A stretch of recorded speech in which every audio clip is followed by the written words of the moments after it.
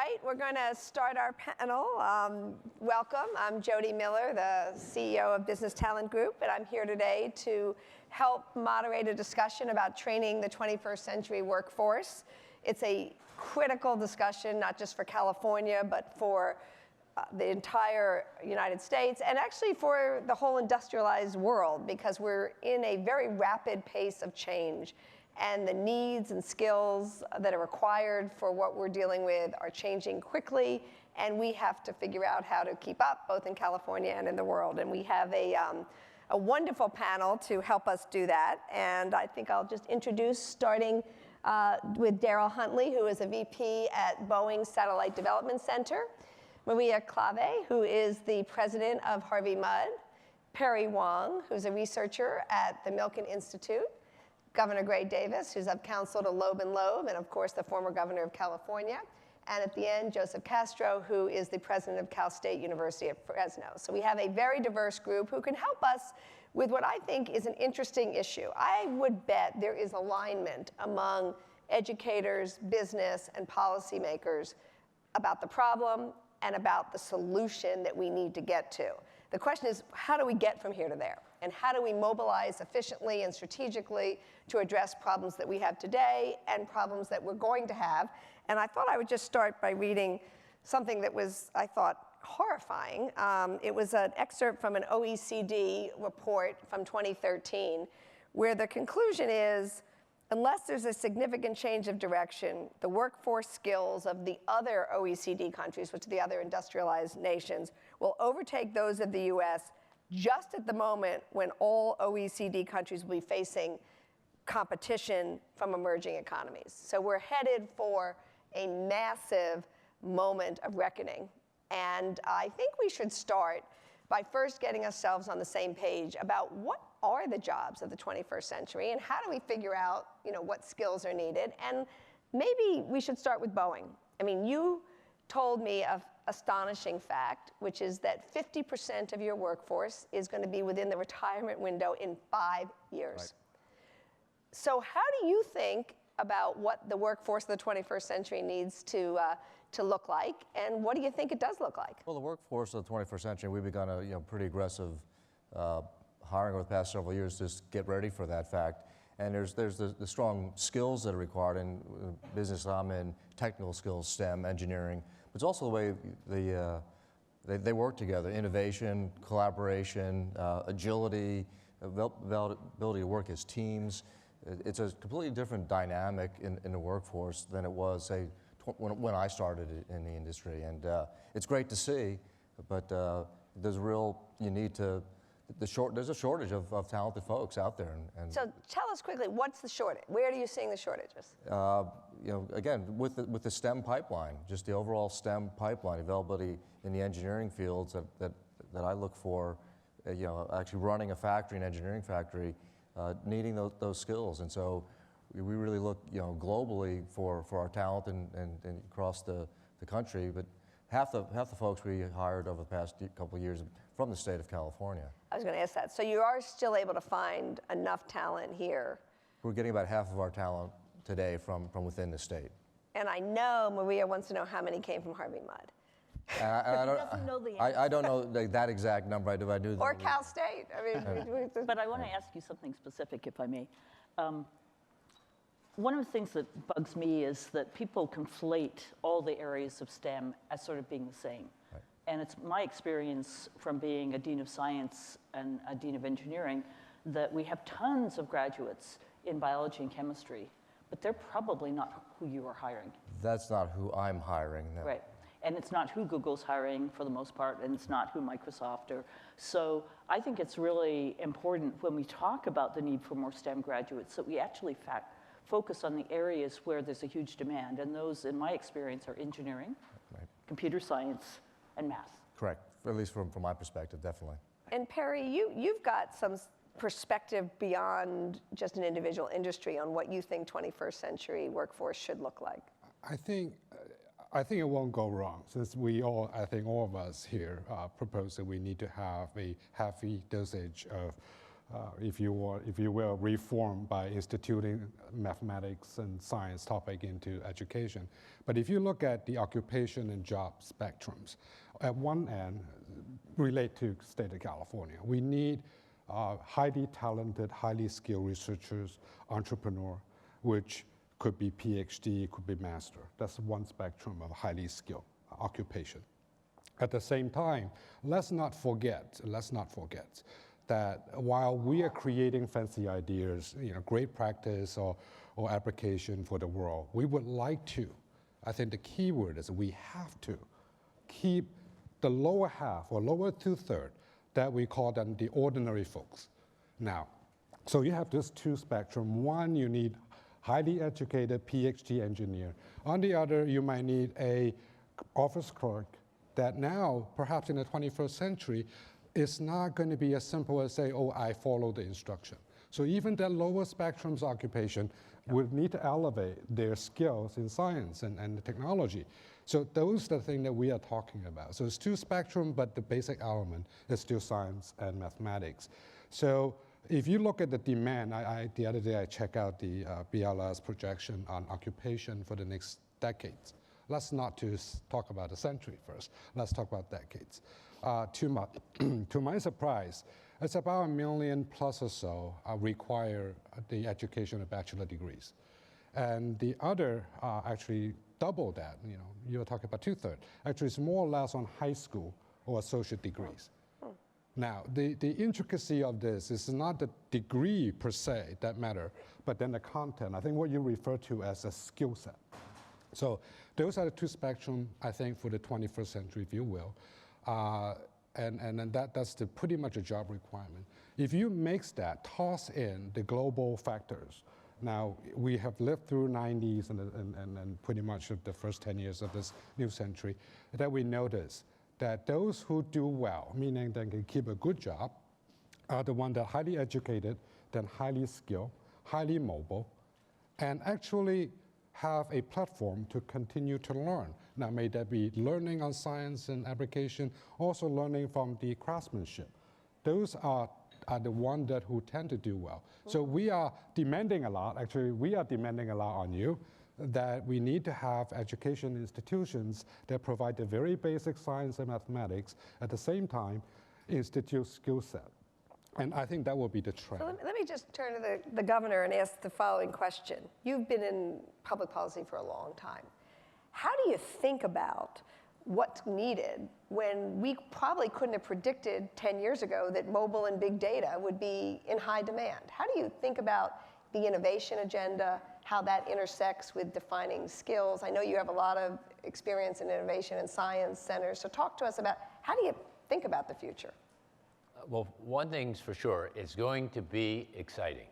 I mean, Facebook, I was there the other day, they're 10 years old. Google's the old man, they're 14 or 15. Apple in the reboot, by which I mean the iPod, the iPad, and the iPhone, 10, 12 years old. Twitter, 6 or 7.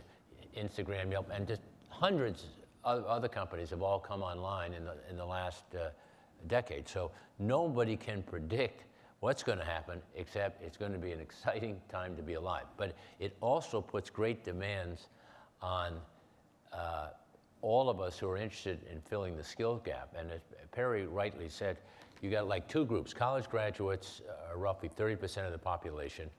But even they have to realize that the exciting jobs, as the dean said, are in engineering and math. Now, they may want to study history, as I did, and God bless them, maybe they can make $50,000 or $80,000 a year.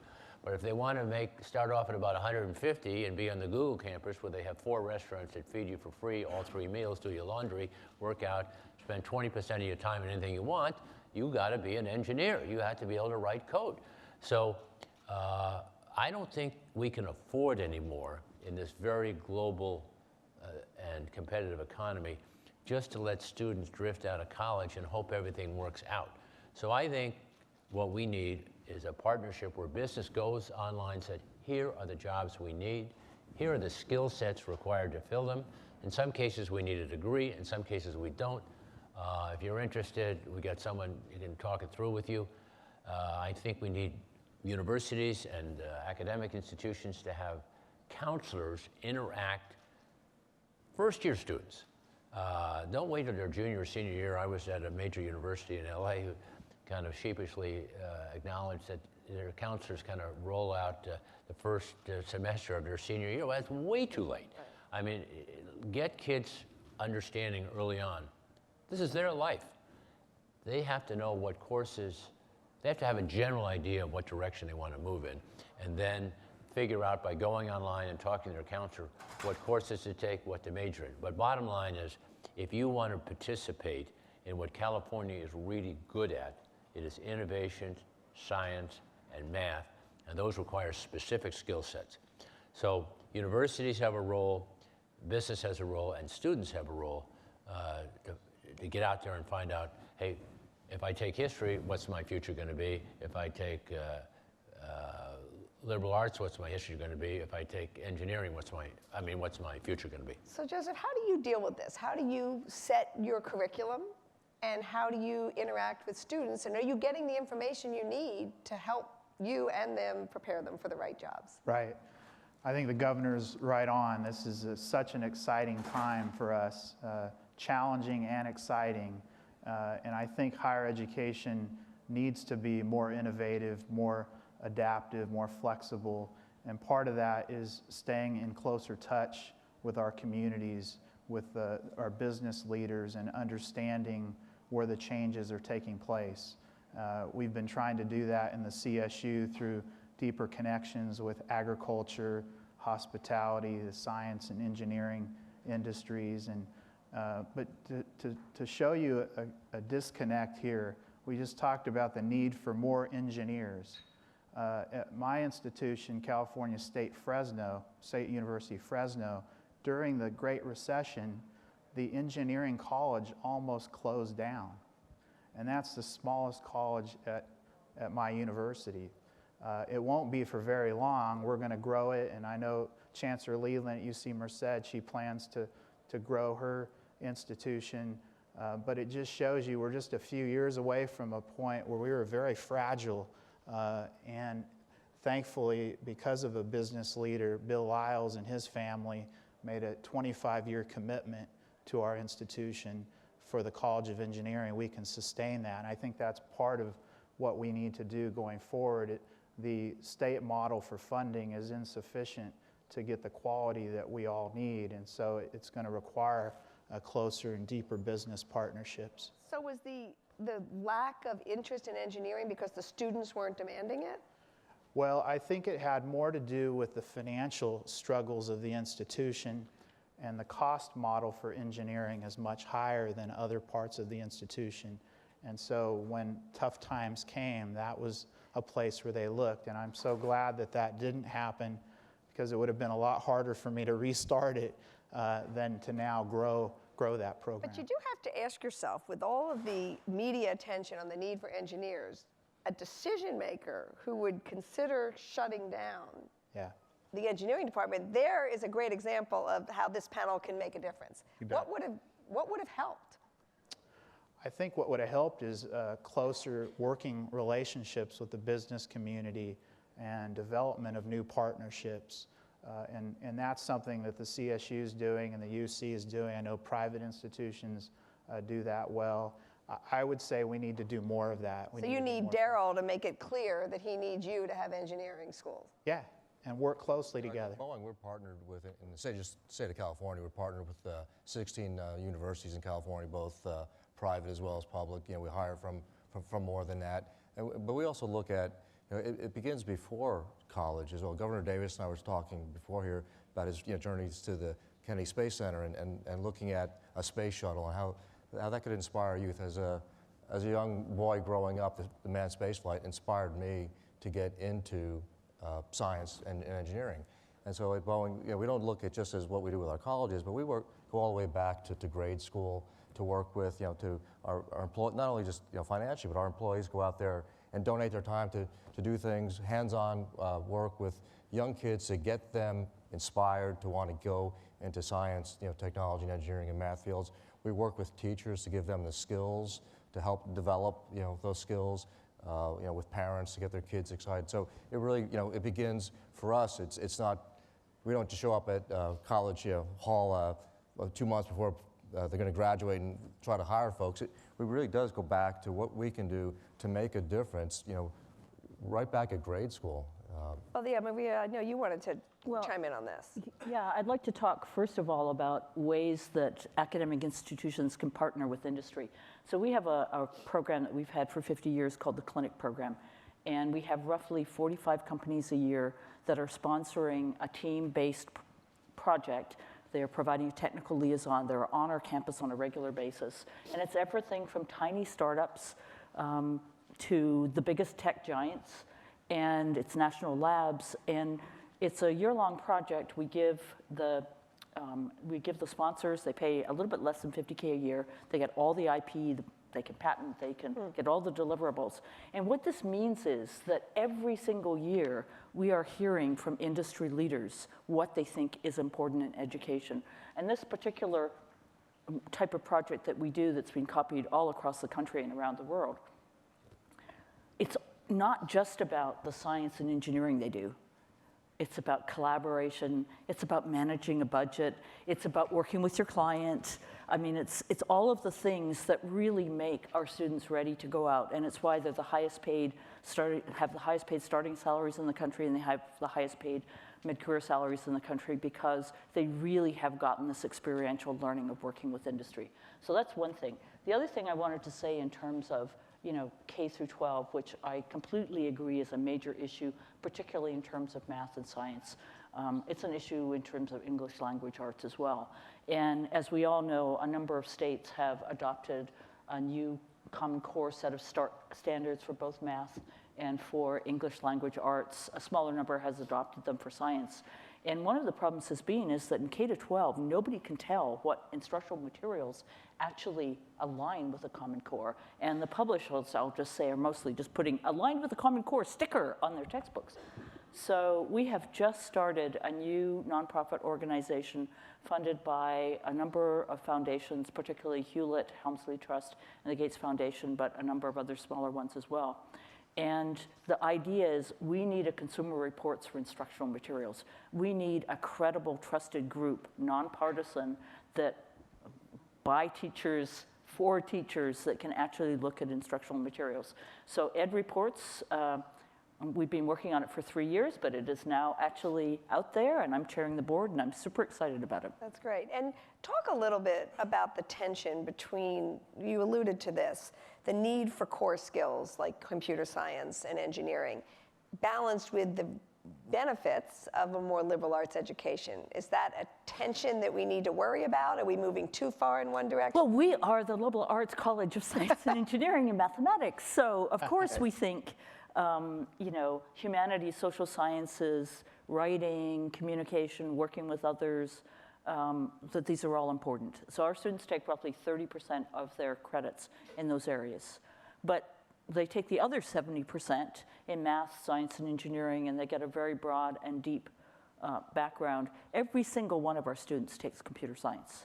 And right now, if you look at our majors, computer science is the largest major. It's about 40% of our student population.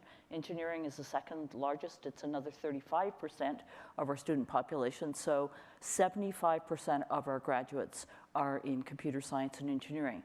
But the students who do biology, chemistry, math, and physics, they also do extraordinarily well because not only do they have a great background in that, they all know math, computer science, engineering, broadly. So, I just think not every institution has the good fortune of the quality of students that we have, but I think every institution, whether it's a Cal State or community college or one of the UCs or other private institutions, could copy what we're doing. And I just want to say that we now have 15 computer science departments across the country. This is funded by Google, Facebook, Intel, and Microsoft.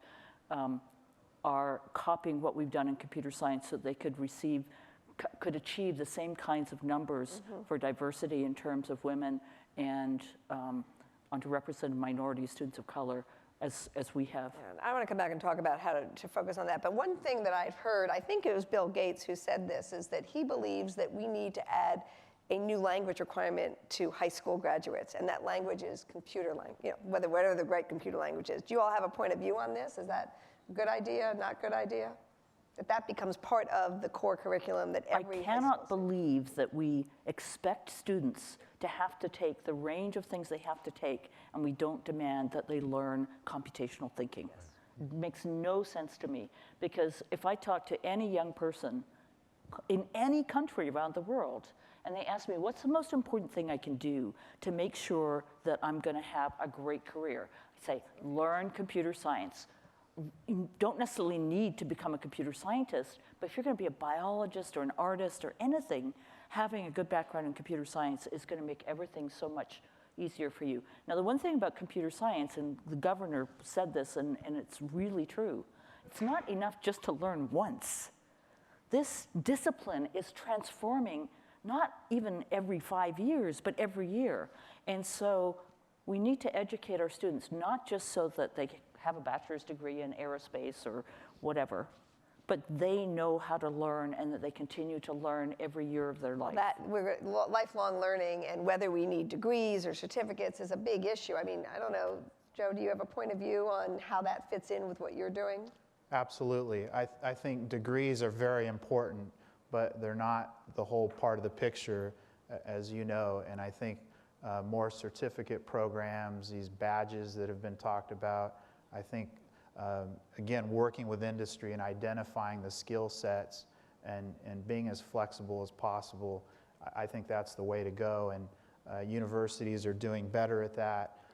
But I think if I can go back to the degree part, the CSU system is the largest public university system in the nation. About 450,000 students are educated by that system. And so the big challenge for us is how do you innovate at that scale? And the chancellor and the presidents, that's our continuous challenge. And I would say that we need the very best minds within the CSU, but outside to figure out how to do that. And I think, again, it calls for those partnerships with a wide range of organizations and people. And in terms of business leaders like those here in this room, that's where I think together we can harness that energy and take the educational programs that we have to a much higher level in terms of quality. Just before we leave it, what do you think about, what would it take to get computer science to be a core curriculum from a very young age in the California K-12 system? Is that feasible? So there's an organization called code.org that's headed up by Hadi Partovi and his twin brother Ali Partovi. And their goal has been to get, not to make it a required thing, but at least to get it to count as a math or a science requirement. Because in most states it doesn't. It's sort of like shop or like home ec, Absolutely. which is nuts. Yeah, so they've been working, and they've got, I think, probably on the order of 15 states to actually do that.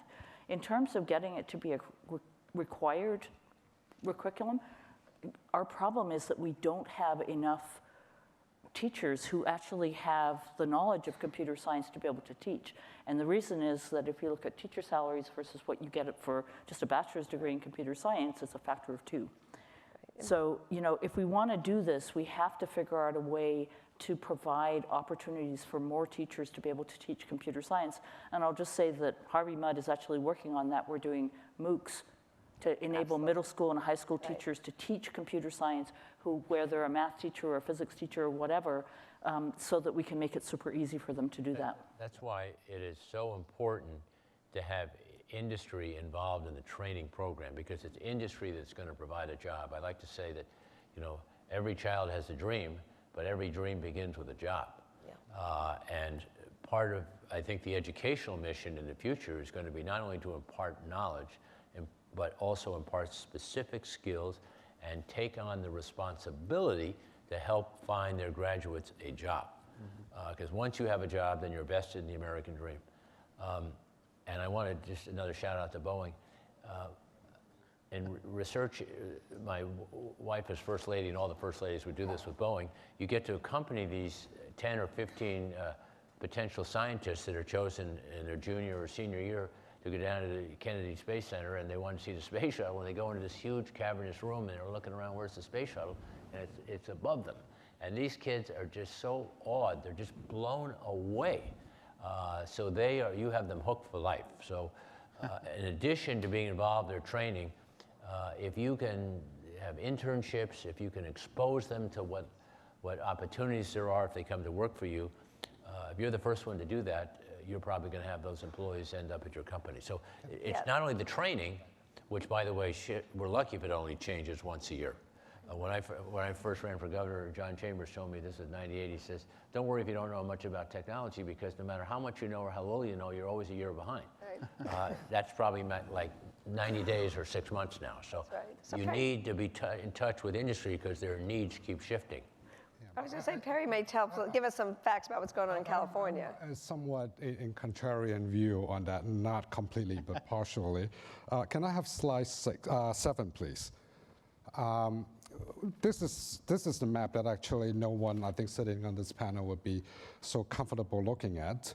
We are at the 20% bottom 20% in terms of share of population studying science and mathematics and anything that relate to number.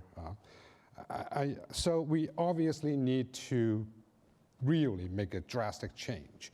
Now, I think I heard your story that we need to go back to fix somewhat the K-12 system, so make the student interested early in science and numbers and beyond, beyond programming language. I think that's one. So I think my question, actually, I would like our fellow panelists to share how we can fix this problem on a college level now. I mean, we cannot wait to go back and say, let's wait another 7 years to fix the high school graduate, so by the time they move into the college age, they are interested in science and technology. That's one. Let me give you one. That's one. Let me just give you one response real quickly. You all know that the Space Shuttle Endeavour is at the Science Center down in near Expedition Park. And obviously Boeing knows this. The space shuttles were actually built. I think all of them were built in Lancaster and Palmdale. So I remember getting up with Jerry Brown in the 70s, and we'd go out and the space shuttle would land there because the space shuttle is a glider. It doesn't, can't say, well, we're going to pull up and go around and land next time. You got one shot. So they wanted a lot of room for error in the desert, and for Camp Edwards provided that. But it was so cool to go out there and just get you hooked on space. Get young people in high school and middle school to go see the space shuttle at the Science Center. I was giving a speech there the other day, and the space shuttle is now suspended from the ceiling. It's about 15 feet above you.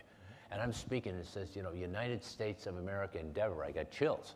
But they're going to erect a pavilion where it's vertical, and you can actually, I don't think they'll let you in the shuttle, but you can get right up next to it, and they can have mock-ups and show you exactly what it's like to be in the space shuttle. One thing I learned, most of the space shuttle pilots are like 5'7", 5'8", 5'9". That's because they're very, very cramped quarters. But kids see this space shuttle, it will get them excited. That's all you have to do is take them to the space shuttle.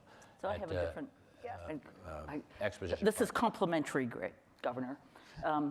So I happen to be a mathematician and computer scientist, and I often sit in an airplane and I'm doing math. I love doing math.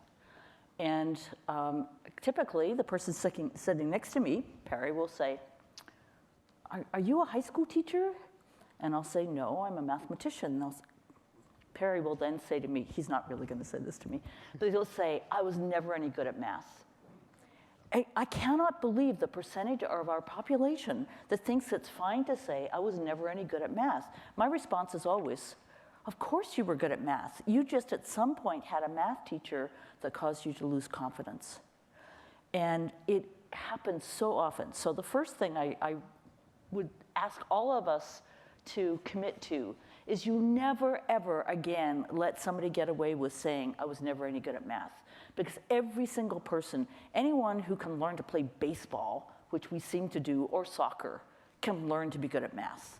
It's just hard work and persistence. Actually, I said that to my mom once in my and early she said, life. The punishment was I spent 2 hours every day working on math problems. So I'm not sure I'm very good, but I don't think I would make the statement that I'm not good at.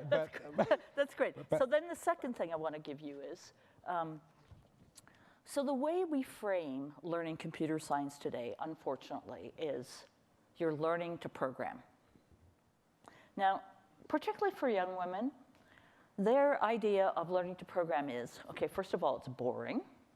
Secondly, they won't be good at it because the only people who are good at programming are those dorky guys. I just want to make it really clear, I love dorky guys. I'm married to one. I have a son who's one. So dorky guy is a really good thing. But most young women don't think dorky guys are interesting. And then thirdly, they think the people who are computer scientists are these people with no life and no social skills. So their concept of going into that area is just like, why would you? So if instead you frame learning computer science as creative problem solving using computational approaches. Okay, number one, creative. Every young person I know wants to be seen as being creative, particularly every young woman. Problem solving, people like problem solving. Everyone wants to solve problems. And then, using computational approaches, well, we all have cell phones and, pads of various, tablets of various types. And what we've seen is that when we present it that way, it's not just that young women love it. So we're over 40% female in our CS major, but it's also that the number of people who love it skyrockets. So now we're at 40% of our majors, up from about 15 4 years ago, are now in CS. And not only that, we have students from all the other Claremont colleges majoring in CS at Harvey Mudd because we've made this intro course fun, relevant, and it's just as rigorous and just as challenging. We didn't take away anything. So, the whole thing about encouraging young people to be interested in math and science and engineering, a lot of it is how you frame what that experience is like. I agree with you. I don't know any facts, but we're sitting here very close to Hollywood, and I happen to have a daughter who has been into computer science forever, and what motivated her was The Social Network, the movie Aaron Sorkin wrote. And I would be interested if anyone ever plotted just general interest, because it made it fun, it made it exciting, and it was dramatic, and I think Hollywood may have a role in continuing not just to excite people by taking them to the space shuttle, but by letting people see there's another side to computer science. How about showing them a film of the rover landing on Mars, or we landed on the European space community landed a satellite on a moving comet. I mean, that's pretty exciting stuff. And I think. But just remember the guy who was interviewed who wore all of these, had a shirt with guns and scantily clothed women on. So, yes, let's show them that stuff, but let's at least present it in a context. We'll Photoshop the guy. It's very interesting. There's a chart that's been going around that talks about women in computer science, and they compare it to women in law, medicine, and business. And the angles for law, medicine, business are all like this over the last 20 years. The line for computer science actually dives as the rise of the computer. And you all would know more about this than I do, but my understanding of the explanation of this dive is that computers were associated with gaming. And the games were all directed towards boys, and girls got really turned off by the games. And they just said, computer is gaming, games that I don't like, I'm not going there. I don't know if that's true, but it's a shocking chart. So I actually believe that that's the reason, and it's very hard to prove causality, but you can certainly prove correlation, because you can show that China and the Soviet Union, where personal computers were much slower to get into homes and schools, their participation by young women persisted. Yep. And then as soon as personal computers made it into homes and schools, basically they got taken over by the boys who played violent games on them, and girls just went, not for me. Yeah, talk about females, in the engineering fields, I think currently they're about the availability of females out of engineering schools about 19%. Over the past couple of years, at Boeing, we've been at 32%. We've been going aggressively after that because we see the importance of not only the skills, but how they work together, and there's also then we also take the 0 to 5, as we call them, and they're our best ambassadors into our elementary schools. And we could talk about space shuttles and things like that, but when you take one of our females who's been in school, they've been in work for about 2 years, and they go out and teach a class how to build the perfect paper airplane and to beat the boys. there's a subtlety about that gets them hooked, where it's not, we're going to come here to teach you about science, technology, and math. We're going to come in here and have somebody who's in their 20s can relate to somebody who's 8, 9 years old and build the perfect airplane. And then you see the glint in the eye and the light bulb goes off and you have them hooked. So I want to take a minute and let Perry show us some of the charts about California so we can see where the gaps are in California and where the opportunities are, because we're also going to see the education levels, that the funding levels are way below where we need to be. Can I have slide 6, please? So as you notice, I put out slides to make points that we are not doing particularly well, but I think that would serve a good purpose. I think we allure to pass around a conversation on 2 things, on public and private partnership to try to even the playing field for students in California to get them interested in science. And second, I think how to attract the minority women into the field of science and technology. I think those 2 are related in terms of labor market and workforce. I actually have more question than answer, I think, to some end. So as you can see, California's investment in spending on education is not particularly well. I think we are in the middle, and knowing that almost all the high-tech company popular to the world are almost all created here in California, yet our investment in higher education is not particularly even competitive among other states, forget about the world. So we need to fix that. And that goes to a question of public spending. I think, Governor Davis, you pretty much, I think, proposed a grand plan for UC Merced. I think that was a great idea. But at the same time, I think the public investment it plays a key role in foster seeding great idea. And then we would like to have public-private partnership that hopefully we can drive down further, right? That's the idea.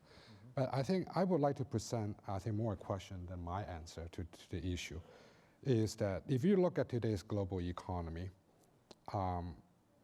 if one company find that there are abundant, highly educated, skilled workforce, they don't need to be trained for 6 months or 9 months. They are ready. And they are very, very proficient in coding, in language. Would any private or company would venture into training workforce for 6 months to wait for the market? Or they'd rather go in a location that they can run their operation right away. So the reality is that how public would lead the role, I think, start to fix the issue is critically important. And so then we can come in to have a company like Boeing to say, well, we can go to high school, go to college, and then we can, promote occupation in science and technology. I think that need to be done. But I don't think by just saying that a private company need to play up their role to get the public interest in science and technology is the principal way. I think public sector has to do that job. And then so for Fresno State, I think I have a solution somewhat. I think maybe a skilled one, a dork economist come up with some solution, may not work in the business world. But I think I heard about a story in engineering school in Fresno. Yes.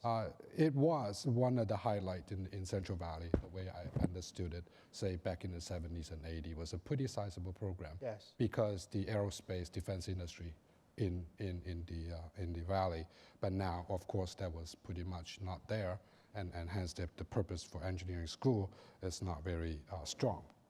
So it goes back to the industry development, how we tie industry and education, skill promotion.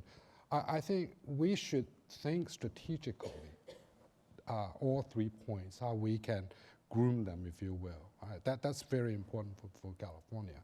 And I don't think there are a lot of ideas out there by linking education strongly with industry, with the economic base. I think that would be perhaps the most proficient way to do it. I think I spent most of my life in government, and it can do a few good things. It can set the right example. It can provide incentives.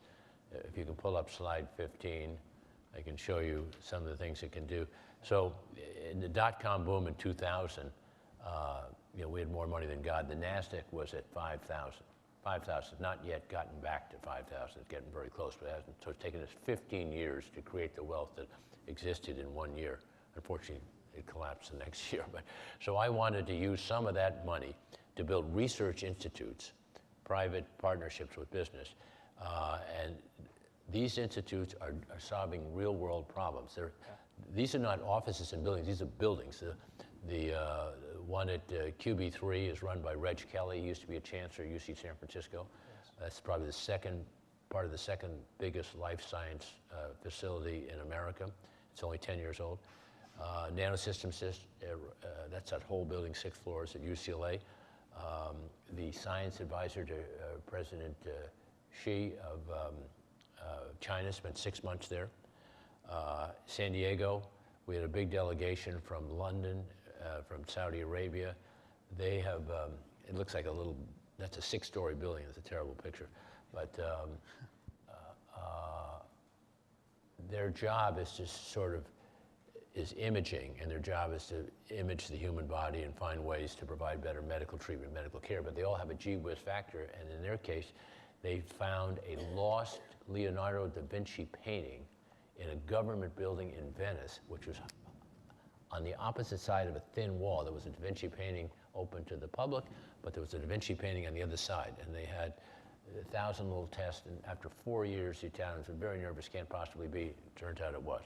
So these are, and I remember the Saudis came and said, we spent 2 years investing in your research, and we decided we do not have the innovation gene. So we're just going to put money in your research facilities. So that's one thing a state can do. It can establish research facilities. A lot of the payments of this come from Nanosystem is Hewlett-Packard and Intel. QB3 is Genentech and biotech companies. And we can provide incentives. But all the great companies that we like to mention didn't start because the government said they should start. They started because they had access to talented people. Our universities could do research for them, produced engineers. So I don't think government can know the future, predict the future anywhere as quickly as industry, but it can support, provide incentives, provide research facilities, and attract capital and research talent around the world. I mean, a flood of MIT people came out to join QB3 when it opened in 2000. So let's talk about a different level of government for a minute. Vice President Joe Biden recently did a massive effort on job-driven training. Mm-hmm. Is there a role for the federal government here? How does it impact what's happening in California? Has it trickled down to you yet? Sure, I think there is a role. The federal government plays a critically important role around Pell Grants, for example. Over 70% of our students at Fresno State are Pell Grant recipients, and most of them are the first in their families to go to college. So the federal government's role in financial aid is critically important, along with student loans as well as the Pell Grants. Also investments in research, and I just want to say that I think Governor Davis's plans here, I think that they were right on the mark. And if we did something like that again in different industries, whether it would be agriculture or other aspects of science or engineering, where there would be matching, because I thought that was really smart in terms of the state dollars matching private dollars. If there was a way to do that with the federal government, with the state government, with getting matching dollars from industry, maybe using some of the internal CSU, UC, private university dollars, but bringing them all together.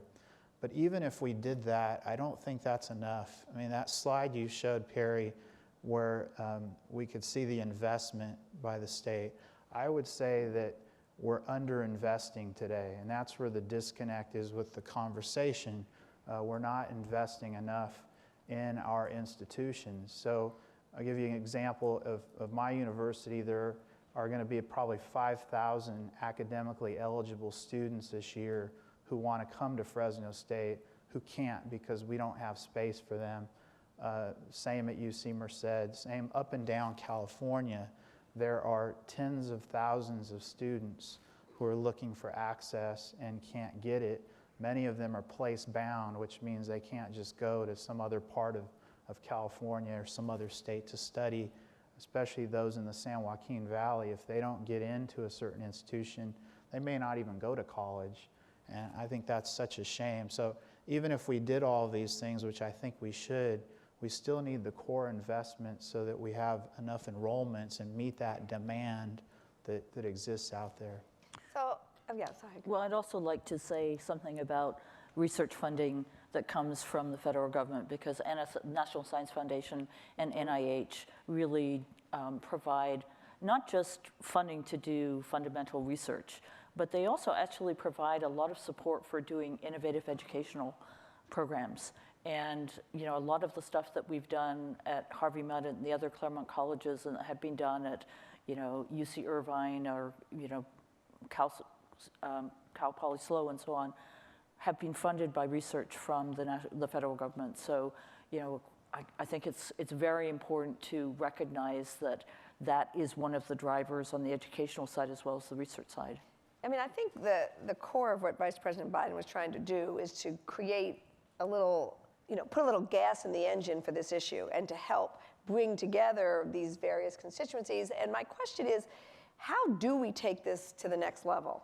How do we coordinate? Whose responsibility is it to lead us? Is it government? Is it industry? I mean, does Boeing need to raise its hand and say, I got half my workforce retiring in 50 years.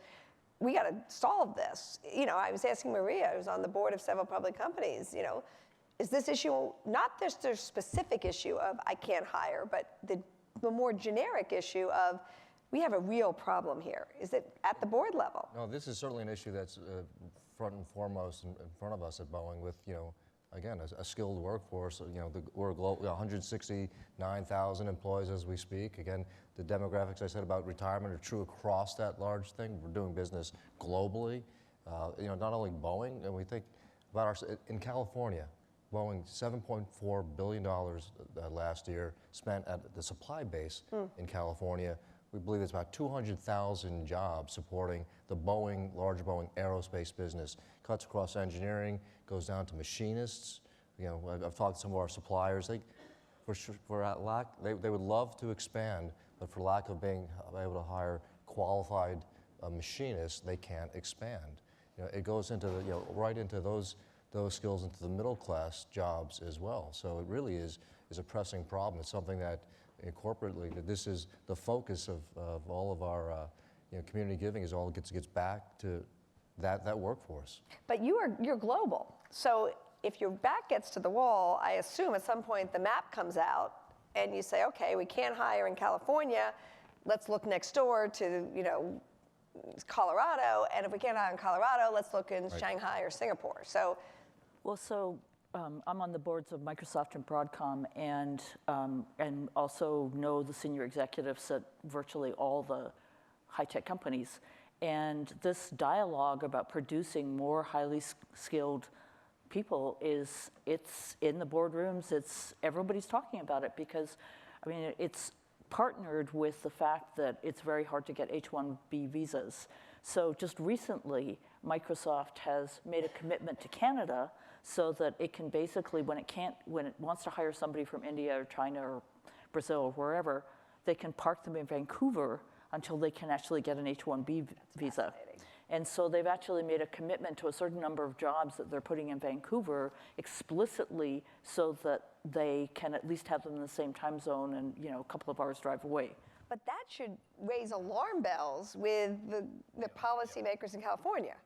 Let me just say this, that we're in such a competitive global economy that we just can't afford the inefficiencies that we put up with in our era. They just assume you graduate and good things will happen, and by and large they did. But if there's 3 or 4 million, let's say it's 2 million is the real number of people that we need to fill important skill sets, that ought to be like Kennedy's commitment to get to the moon in 10 years. Fill those jobs. And industry, challenge industry, give them incentives. They're going to hire these folks. They have the vested interest in seeing they get trained workforce, incent them to come up with a plan, and government should play a role in providing some funding, and academic world has to understand getting your students a job is important as anything else you do, because those students will make money and give to you. If they don't make money, they're not going to give you a dime. I was at a Stanford reunion, and I was told that, by the way, I had to apologize every time I spoke at Charter Day, I think it was at Berkeley, for my youthful indiscretions in picking a university. But anyway, I'm proud of all of our universities, public and private, particularly those that do research. But we can't afford to have 2 million people who could be making more money, be happier with their lives, closing the skills gap, making America more competitive, growing our GDP, even if their income only went up 30%.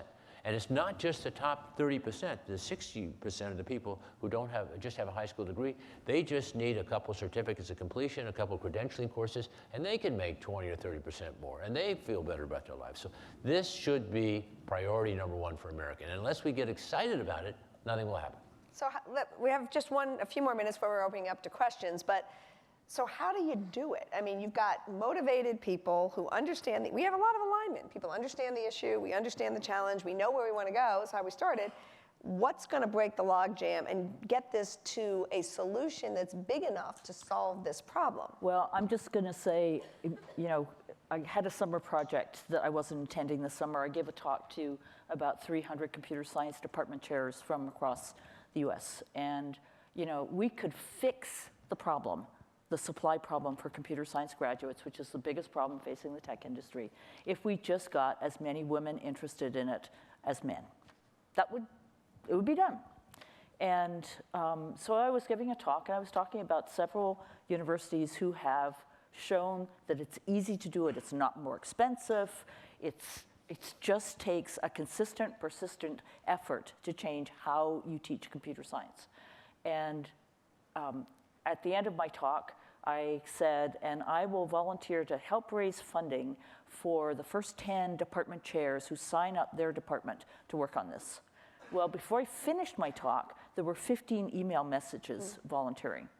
So, and it took me 3 days to raise the money that I needed to help provide funding for them. We have a researcher at Linda Sachs at UCLA who's reading a research study to actually study what they do. And my whole idea about doing this is not just because if those 15 departments do it, then they will roughly double their production of computer science majors, which will be great. But it's an existence proof. If those 15 departments do it with relatively small amounts of funds, we're giving them $30K a year to make changes. If they do it, we're going to be able to get every department across the country, every academic institution to do it, because it's not hard. It just requires change and leadership. And I agree with you. I would say there's another problem on this particular issue. I happened to speak at the Grace Hopper Conference, which I know you just made some interesting news at. Indeed.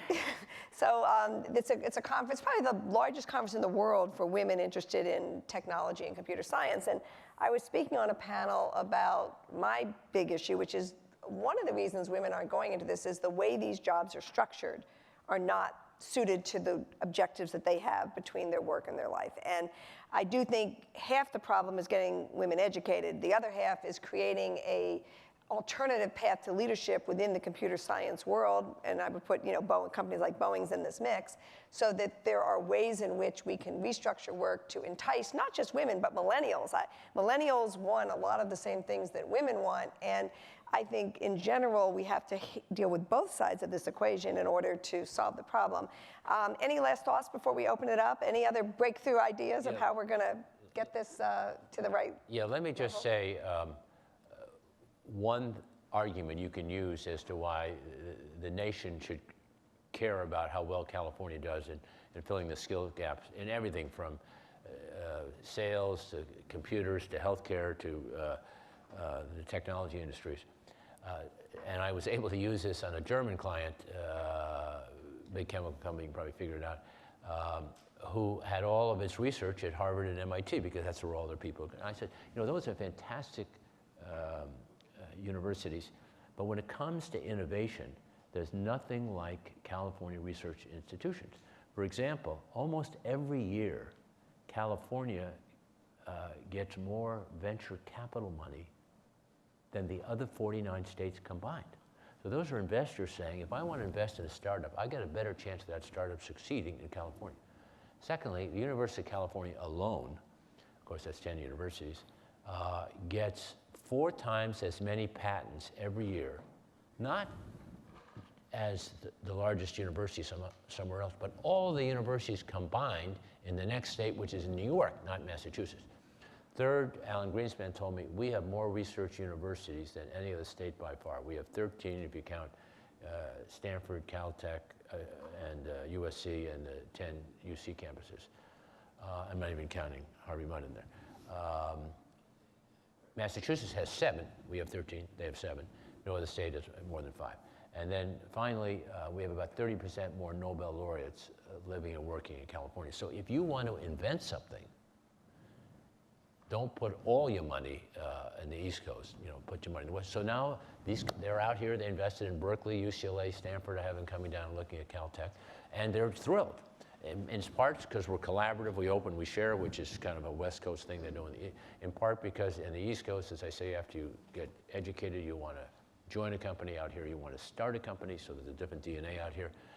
So the country has an interest in seeing California do well. Everyone buys our iPhones, everyone uses Google search, everyone is on Facebook.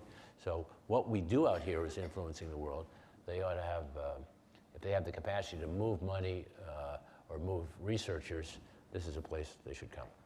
Last comment, then we'll open I for would questions. just add to, Governor, what you just said. I think we would invent all the good stuff in the state of California, and I think we would like to address the production side to keep our business creation going, to have our entrepreneur creating company enlarging their company so they get to pay more tax and we have more revenue, so we have more money to get the money back to the educational institutions.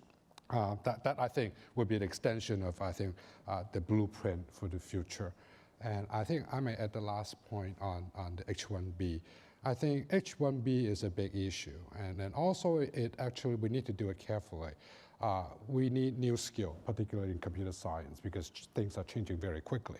So that actually gets to the issue we didn't really touch upon today, is the lifelong learning. So how to recreate value for the old hands, so to speak. So I mean, they do need to update their skill set in programming and other fancy stuff in computer science and technology. So we ought to think about that. On the second note, on H-1B, H-1B is an issue, it's not a small one.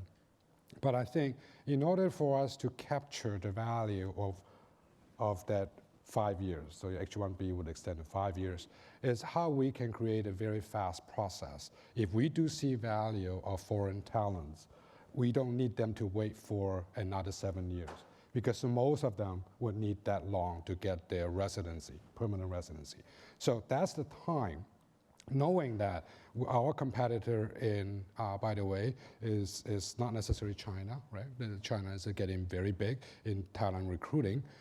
But the Korea, Japan, and Singapore, all those are aspiring nations to do better in science. Mexico has a very rich supply of it. So we need to, once they're proven that they contribute, we should make a very fast pace application to allow them to stay permanently before they change their mind. Yeah, so. Exactly. So I'd like to open it up for questions, and if it's a little hard to see, so if someone could speak up and raise your hand, I may not see you if you're right in the light. So maybe, yeah, okay. Hi, Mark Stagan. I've got a company in California, and we see all the time, no disrespect to Governor Davis or myself as former history majors, we see lots of history majors applying for jobs, and it's tough to hire them.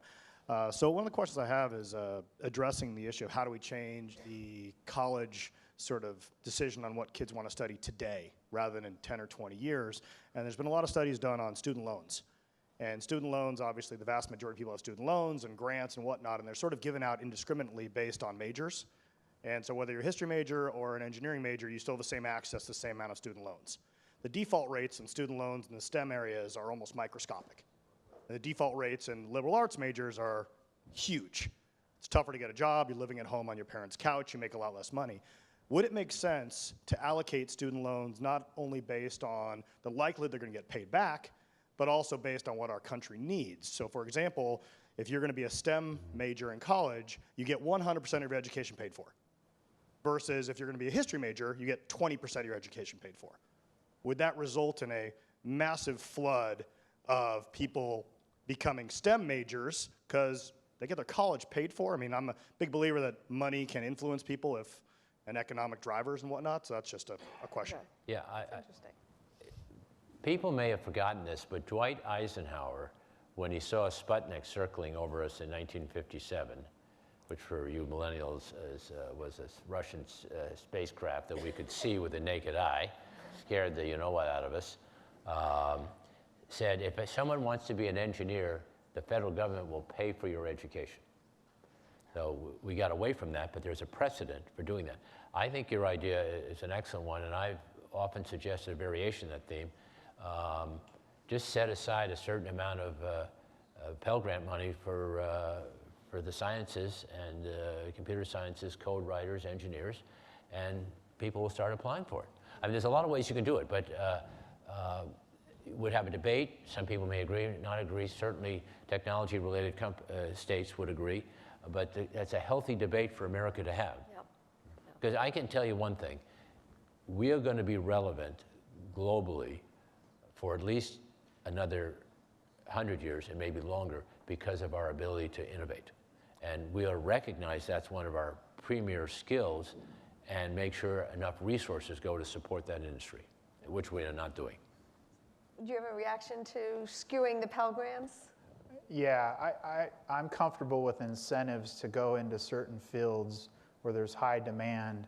I would just hate to see us punish those who could do really well. We need historians, we need the humanities, we need the arts, and I think I would rather focus, which a lot of our institutions are doing now, on financial literacy to keep loans as modest as possible. So the graduates from my institution on average come out with about $14,000 in debt. And we try to make sure, just like other institutions do, so that they can manage that. They don't take out too many loans. I'd rather focus on that. Yeah, Maria. So one thing, I mean, I certainly agree that it helps to have incentives.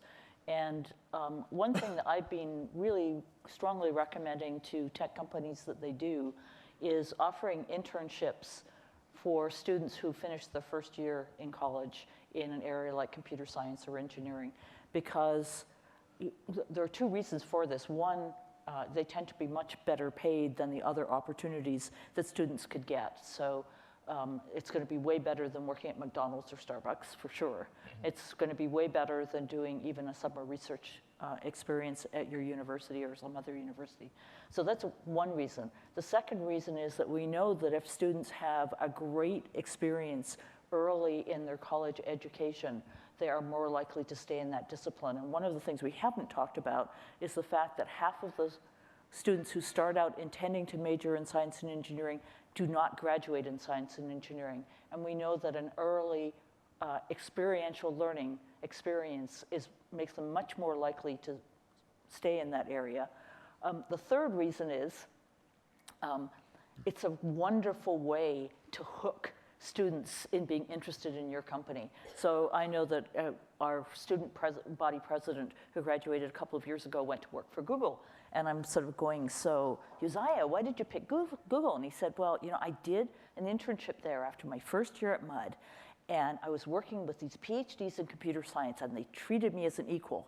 They treated me as though I could make real contributions. And he said, so I knew I was going to work for Google. So I think a lot of companies think, oh, if I hire somebody at the end of their first year of college, they're not really going to be able to do real work. Well, if you hire the top students from CSU or any student from MUD, you're going to get amazing.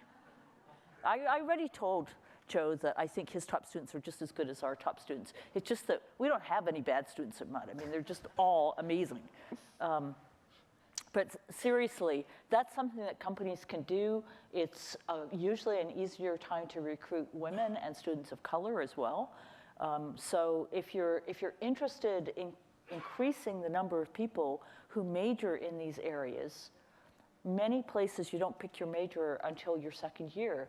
And so if the students are seeing, oh my goodness, I got this internship at Google or Facebook or Boeing or wherever, there's a much better chance they'll actually choose those areas to major. We have a robust internship program that actually goes back even to the high school students as well, but it's certainly for with the colleges and universities, and it's a fantastic opportunity for us.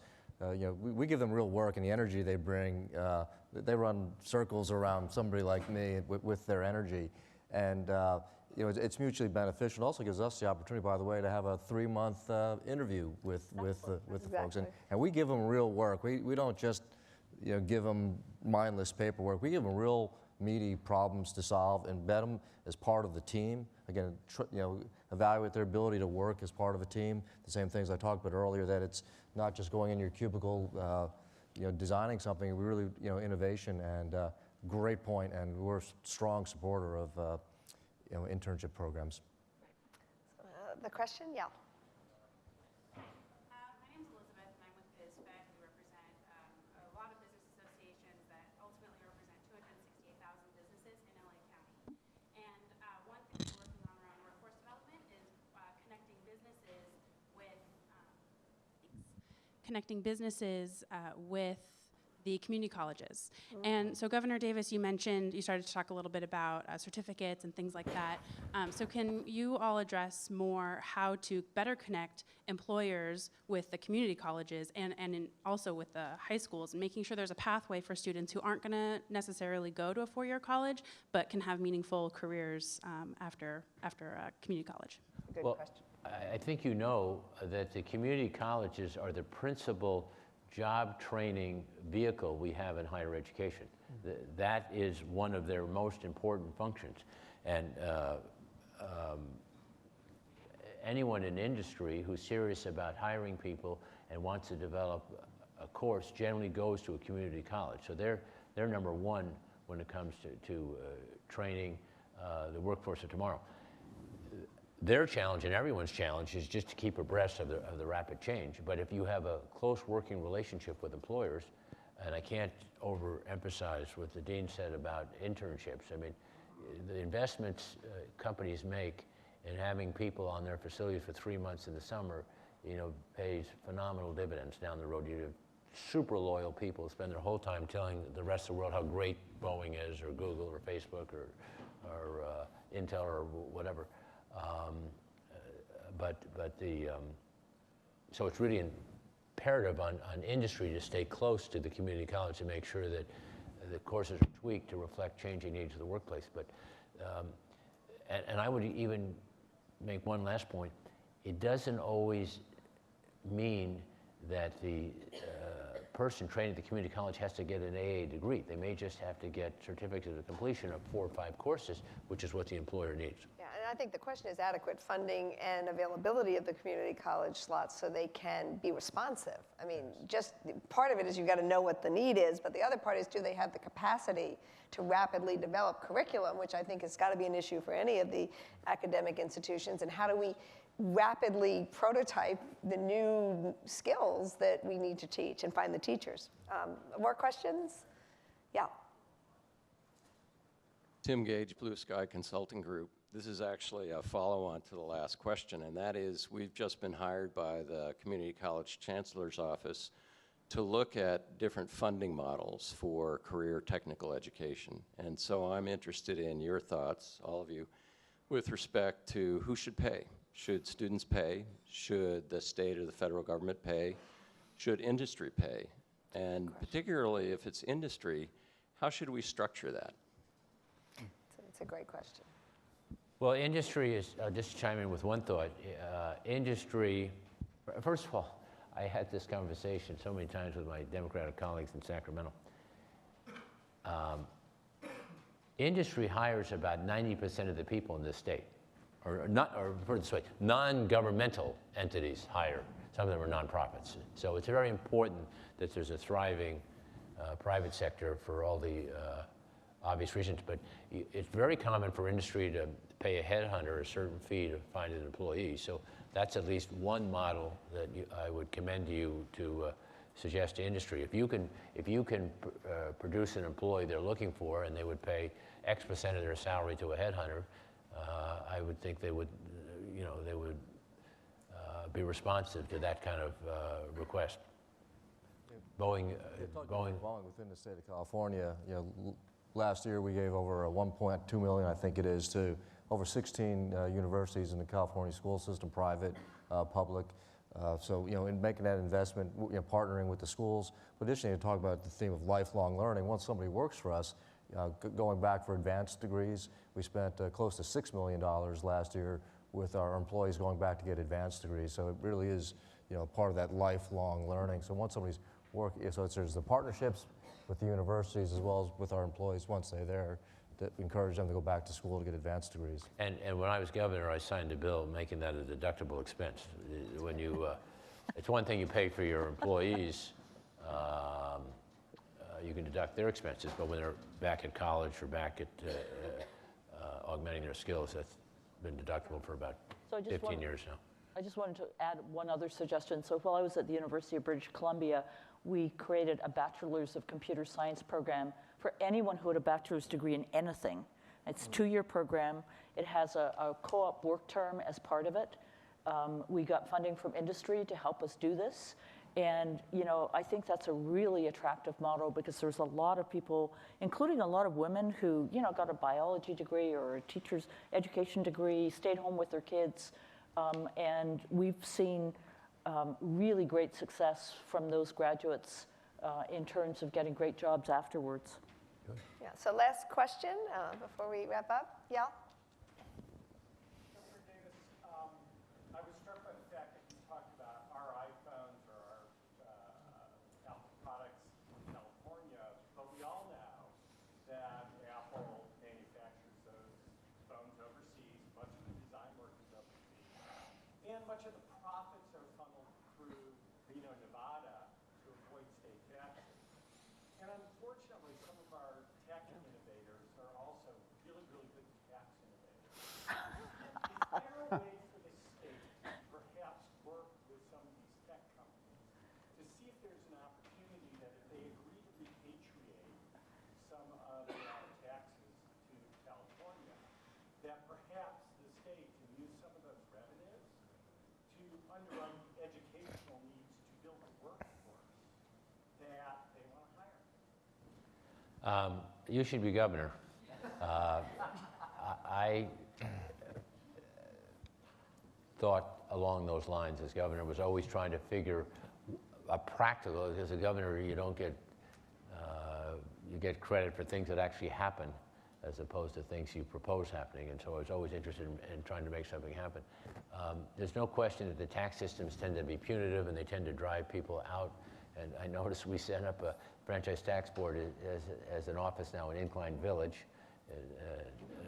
in Reno, or near Reno. But we should look at the other way and see if we can't work out compacts or arrangements that make it financially attractive for people to pay more taxes in California if certain other accommodations are made. And if you can work out an arrangement, obviously it'd have to pass public muster, it makes sense. I don't know that I think it's a very good suggestion. I don't think the state has seriously explored that, but I'd be happy to remind a few people. On that note of potential tax increases, we'll have to wrap this up. But No, it has to be net savings to the state. Of course, I know.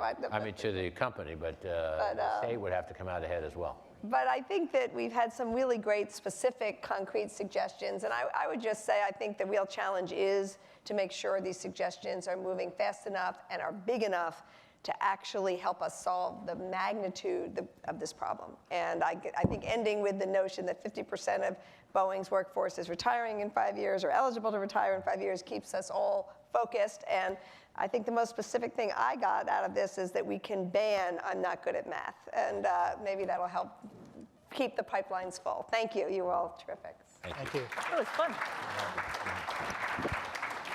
Good to work with you, Governor.